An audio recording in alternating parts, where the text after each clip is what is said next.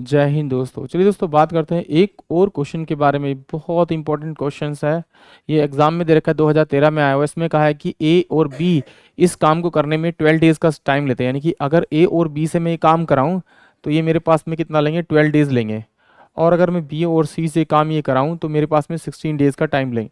ये मुझे गिवन दे रखा है। ये ए बी दे रखा है 12 डेज और बी सी दे रखा है मुझे 16 डेज। अब इसमें कहा गया है कि भाई ए जो है वो वर्क करता है कितना, वो 5 डेज करता है। बी जो करता है वो 7 डेज करता है। और सी जो करता है वो मेरे पास में 13 डेज काम करता है। A day and C finished it 13 days. In how many days B could finish. B से मुझे काम कराना है, बट यहाँ तो डबल डबल है। इसका एलसीएम लेंगे तो मेरे पास 48 आ जाएगा। इसको डिवाइड करेंगे तो 12 चौक 48 और 16 थी 48। ये मेरे पास एफिशिएंसी आ गई इन दोनों की। अब मुझे ए से 5 दिन काम कराना है, मतलब ए ने 5 दिन काम किया। बट यहाँ पर देखो, यहाँ पर तो मेरे पास सिंगल नहीं है, डबल डबल काम कराना है। यानी कि अगर मैं इसको 5 दिन काम कराऊंगा तो टोटल यूनिट मेरे पास 20 होगा। तो इसका मतलब 5 दिन किसके आए ये पहले 5 दिन मैंने ए के ले लिए और इसमें से 5 दिन मैंने बी के ले लिए, तो बचा कितना मेरे पास, 2 डेज बचा। यानी कि टोटल दोनों ने मिलके 5 दिन में कितने काम किए होंगे, मेरे पास 20। तो मेरे पास जो रिमेनिंग वर्क बचा वो 28 बचा।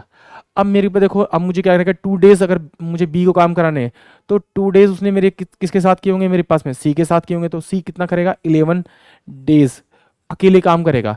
तो इसको मैं 2 से अगर मल्टीप्लाई करूं, क्योंकि यहाँ बी और सी है, तो 2 दिन मैंने अगर काम कराया तो कितना काम होगा, 6 यूनिट।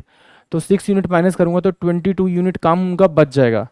अभी जो काम बचा ये किसका बचा, मेरा ओनली फॉर सी का। और सी ने कितने दिन तक काम किया, 11 डेज तक। अगर इस 22 को मैं 11 से डिवाइड करूंगा तो मेरे पास यूनिट वर्क आ जाएगा। 2 यूनिट वर्क पर डे कौन करेगा, मेरा सी करेगा। अगर सी मेरा 2 यूनिट वर्क कर रहा है, 2 यूनिट वर्क कर रहा है, तो मुझे काम किससे कराना है, मुझे बी से कराना है। तो टोटल काम कितना है मेरे पास में, 48 है।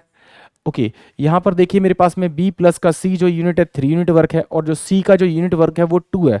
तो इसका मतलब इन दोनों का डिफरेंस करूंगा, यानी कि सी का मेरे पास 2 है तो बी का मेरे पास 1 होगा, तभी तो 3 होगा।